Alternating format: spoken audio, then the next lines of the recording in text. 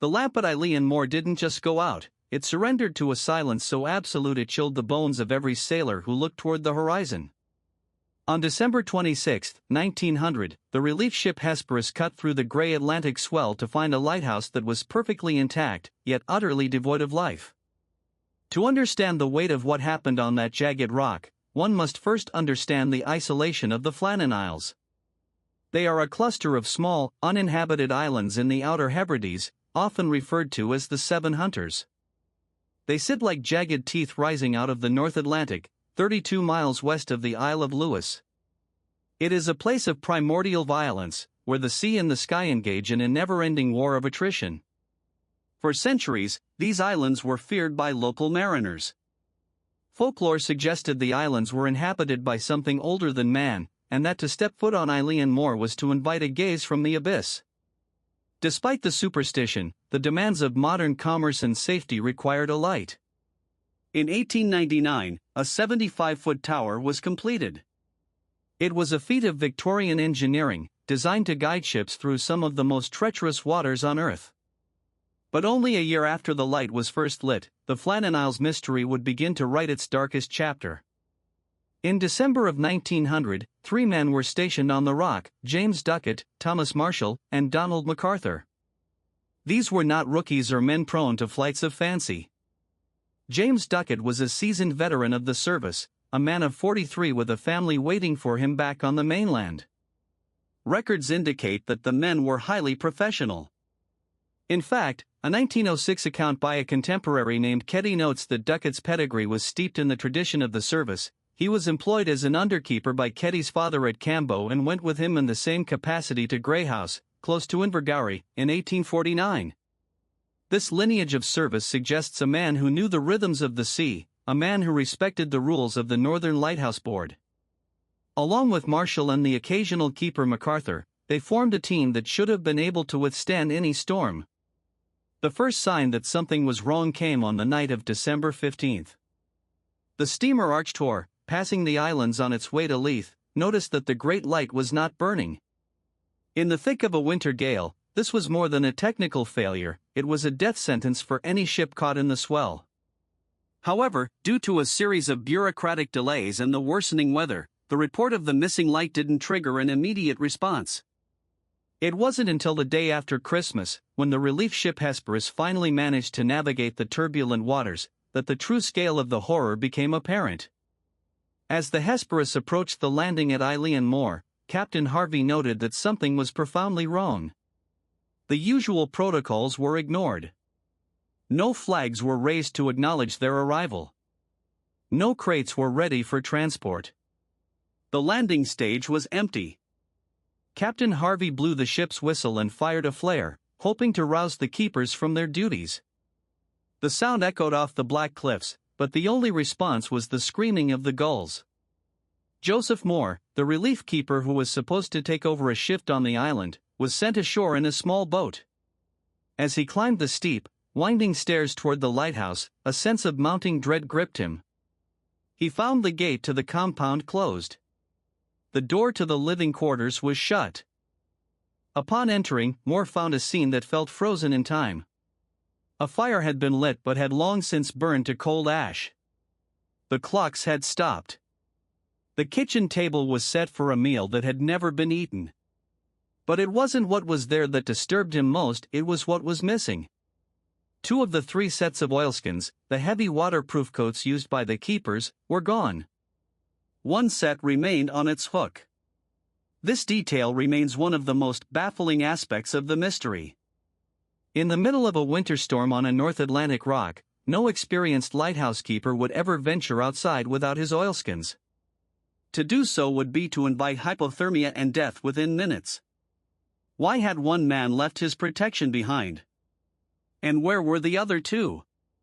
Moore returned to the Hesperus to report his findings, and a more thorough search of the island was conducted. They found the lighthouse itself to be in perfect order. The lamps had been cleaned and refilled. The brass was polished. The beds were made. Everything suggested that the men had been performing their duties right up until the moment they vanished. But when the investigators reached the west landing, they found evidence of a terrifying force. Iron railings were twisted like wire. A massive crate of mooring ropes, kept 70 feet above sea level, had been smashed and its contents scattered. A piece of rock, weighing over a ton, had been dislodged and moved. The investigation then turned to the logbook. This is where the story shifts from a tragic accident to something more haunting. The entries leading up to the disappearance told a story of a storm that defied logic. On December 12, Thomas Marshall wrote of severe winds, the likes of which I have never seen before. He noted that James Duckett, usually a stoic and quiet man, was very irritable.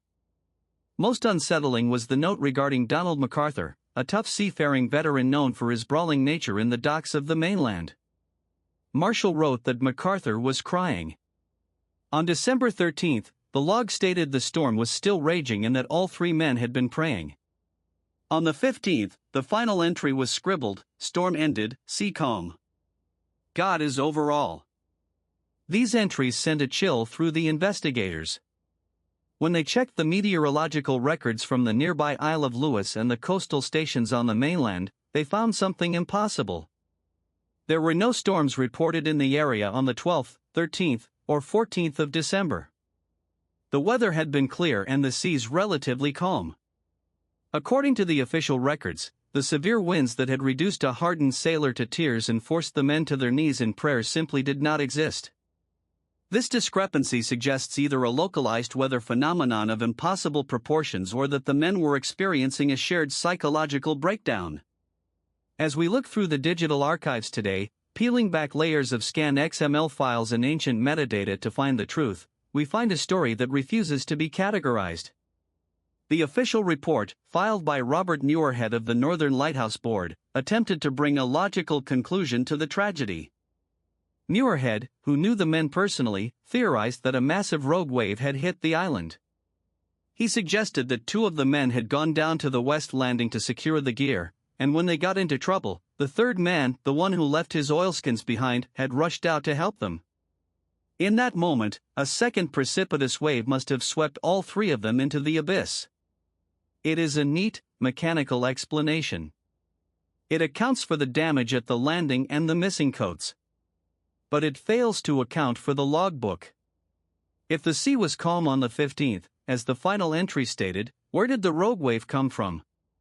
And why would three experienced keepers all be at the landing at the same time during a period when the rules strictly dictated that one man must always remain inside the tower? The local legends of the Flannan Isles began to fill the gaps left by the official report. Some spoke of the Phantom of the Seven Hunters, a malevolent spirit that resented the intrusion of the lighthouse and the blinding light it cast into the darkness. Others whispered of a great sea serpent or a giant bird that had plucked the men from the cliffs. There were even darker theories involving a murder-suicide, suggesting that the isolation of the rock had finally snapped the mind of one of the keepers, leading him to kill his colleagues before casting himself into the surf. But there was no blood. No signs of a struggle. Just an empty lighthouse and the sound of the wind. The Flannan Isles mystery remains a cornerstone of maritime enigma because it challenges our sense of order. We want to believe that if we follow the rules, if we wear our oilskins and polish the brass, we are safe. But James Duckett, Thomas Marshall, and Donald MacArthur followed the rules for a lifetime. They were professionals. They were men of the sea who understood the risks of their trade. Yet, something on that island on December 15, 1900, caused them to abandon their posts and vanish from the face of the earth. Over a century later, the lighthouse is automated. No keepers live on Eilean Mor anymore. The lamps are triggered by sensors, and the machinery is monitored from hundreds of miles away. But those who sail past the Seven Hunters at night still report a feeling of being watched. They look up at the light, cutting through the North Atlantic fog, and they wonder what those three men saw in their final hours. Was it a wall of water rising from a calm sea? Or was it something that the human mind isn't meant to witness? To this day, the archives of the Northern Lighthouse Board contain the names of the lost, their service records preserved in a silence as deep as the ocean floor. We can create all the theories we want, we can analyze the weather patterns and the metallurgical strength of the twisted railings, but the truth is likely buried in the silt of the Atlantic. The Flannan Isles do not give up their dead, and they certainly do not offer explanations. All that remains is the light, blinking out its warning across the waves, a monument to 3 men who went into the dark and never came back. If you want to delve deeper into the shadows of the past where the truth is often stranger than fiction, subscribe to our channel and join us as we uncover the secrets the world tried to forget. Turn on notifications so you never miss a descent into dark history. What do you believe happened on Eilean Mor? Leave your theory in the comments, but remember, some mysteries are better left at the bottom of the sea.